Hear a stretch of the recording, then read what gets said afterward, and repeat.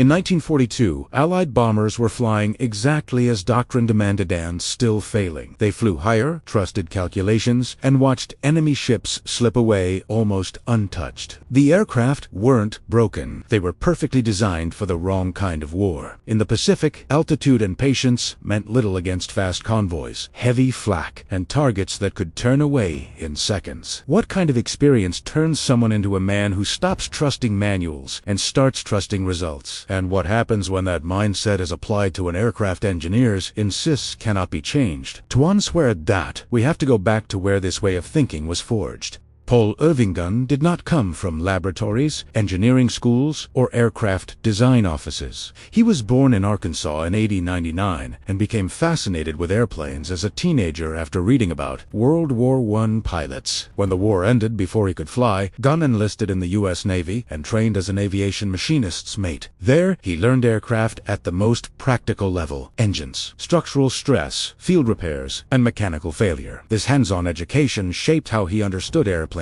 not as theory, but as machines pushed to their limits. While serving as a mechanic, Gunn paid for his own flight training and eventually earned his wings as an enlisted naval pilot. He flew fighters with the Navy's Top Hat Squadron and later became an instructor at Pensacola, training younger pilots bound for operational units. By the time he retired from the Navy in 1939, Gunn had accumulated an unusual dual expertise. He understood aircraft both as a pilot who depended on them and as a mechanic, responsible for keeping them flying under imperfect conditions. After retirement, Gunn moved his family to the Pacific and started civilian aviation ventures in Hawaii and the Philippines. When Japan attacked in late 1941, that life collapsed instantly. Despite being over 40 years old, Gunn volunteered for service and was commissioned into the Army Air Corps. The early Pacific War was defined by shortages, confusion, and constant improvisation. Aircraft were scarce, bases were falling, and missions were flown with whatever equipment could be found.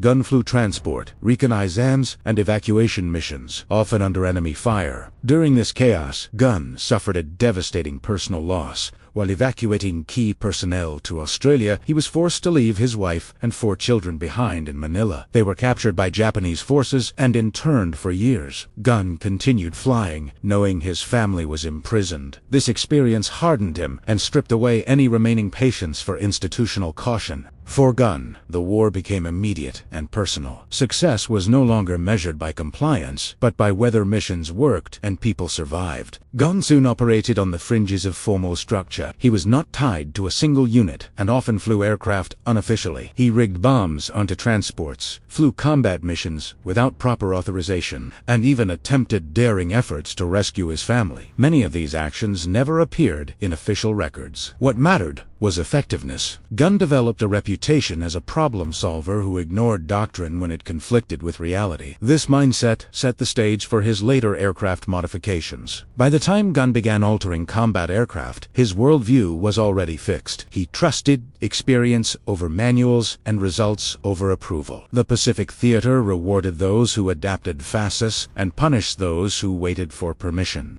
Gunn's background: mechanic, pilot, instructor, civilian flyer, and wartime improviser gave him the confidence to challenge engineers, commanders, and doctrine alike. He was prepared, technically and psychologically, to redefine what an aircraft could do in combat. If this story is pulling you in, take a moment to support the channel. Like the video, subscribe, and turn on notifications. Because what Gunn built in a workshop is about to be judged in combat. In 1942, Allied air power in the Southwest Pacific leaned on high-altitude level bombing. The B-25 Mitchell had been conceived for moderate altitudes, steady flight, and orderly bomb runs. Crews were expected to trust instruments, fly straight, and let calculations do the killing. But Japanese shipping presented the wrong kind of target, moving, weaving, and protected by weather, haze, and flak. Bombs released far above often splashed wide, leaving convoys intact and confidence shaken. Reports explained the misses as physics and drift, not as a tactical mismatch between doctrine and a war fought at sea in the tropics. European experience reinforced the habit. Fixed factories and rail yards rewarded altitude, patience, and formation discipline. In the Pacific, targets were convoys trying to feed New Guinea garrisons, and they could turn away the moment bomb bay doors opened. Designers also prized stable platforms for bomb sites and autopilots, so manuals treated low-level attack as reckless. Too much flak, too little time, too many ways to break an airframe. The result was a widening gap between engineers' caution and crews' frustration, because safety without hits still meant defeat. What the theater demanded was suppression, speed, and bombs placed close. Frontline commanders began experimenting anyway, borrowing ideas and accepting risks that doctrine discouraged. The key insight was brutal. A ship could be hit consistently only when attacked at low altitude, where a bomb's travel time was short and aiming errors shrank. But low altitude exposed bombers to concentrated anti-aircraft fire, so the defenders had to be silenced first. That requirement pointed toward forward-firing guns, not more paperwork. Into this deadlock stepped Pappy Gunn, a mechanic pilot who measured truth by results, not memos. He had already proven, with the A-20, that improvised firepower could change outcomes fast today. On August 5, 1942, Major General George Kenny toured Australian bases and found Gunn in mechanics overalls supervising an unauthorized gun pack being fitted into an A-20 Havoc. Gunn explained a plan for low-level, high-speed strafing attacks, then promised he could also rig bomb racks for small parafragmentation bombs. Kenny liked the blunt practicality and immediately pulled Gunn onto his staff as a special projects officer, ordering 16 conversions on an almost impossible deadline. The first combat proof came days later in a raid on Buna's airfield. Success there convinced Kenny the same philosophy belonged on the B-25. Gunn approached the B-25 Mitchell as a machine to be repurposed, not a sacred design. He stripped weight and eliminated what served high-altitude doctrine, including the bombardiers' position that existed to feed the bombs. In its place went fixed, forward-firing .50 caliber Brownings. Accounts describe 8 guns in a hard nose, plus 4 more in external cheek pods on both sides of the fuselage. With the top turret rotated to fire straight ahead, the Mitchell could throw a dense wall of fire before releasing bombs. Some versions reached 14 forward-firing guns, turning a bomber into a commerce-destroying strafer overnight.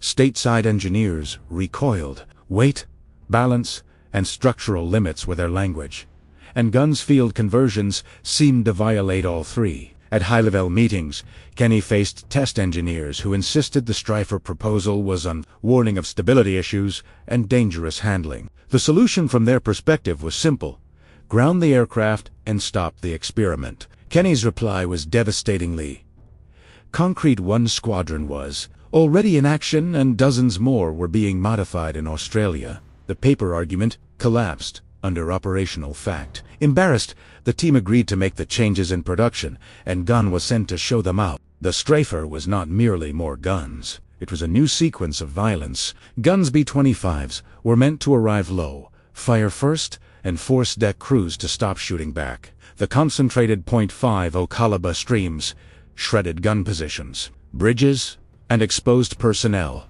buying seconds for the bomb release. Skip bombing and mast-height bombing demanded that kind of suppression because the aircraft had to stay straight long enough to place a bomb against a hull. In the Pacific, the Mitchell's ordnance, not its airframe, became the biggest difference, changing its mission entirely. A single squadron carried machine gun density by war's end. In March 1943, the concept met its proving ground at the Battle of the Bismarck Sea.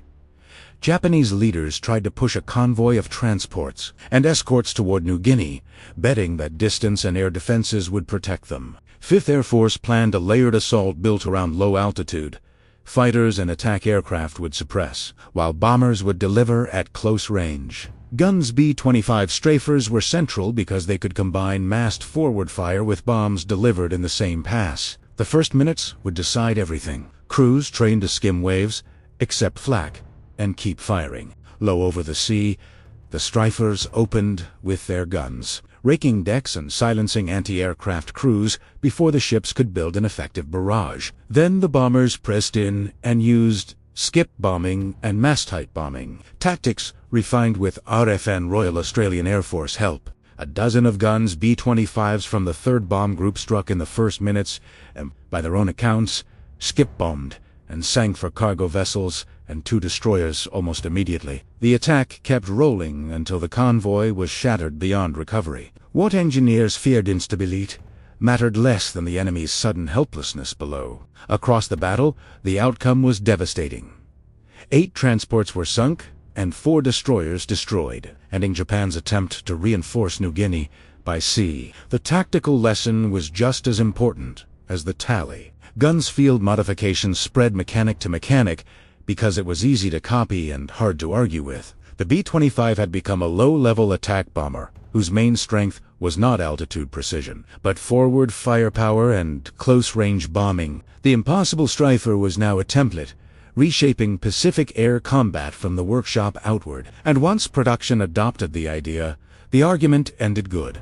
The success of Gunn's B-25 strafers forced an institutional reckoning. What began as an unauthorized field modification could no longer be dismissed once results became undeniable. Factories soon incorporated forward-firing gun packages into production models, formalizing what mechanics in Australia had improvised under pressure. The argument shifted from whether the concept was safe to how quickly it could be standardized. Combat had validated a solution that theory had rejected. Ironically, not every official adaptation proved successful. The 75mm cannon later installed in some B-25 variants was intended to push the concept even further, turning the aircraft into a flying artillery piece. In practice, the cannon was heavy, difficult to use, and punishing to both airframes and crews. Many units removed it. The simpler solution, multiple .5 caliber machine guns, remained far more effective. Gunn's original instinct had been right.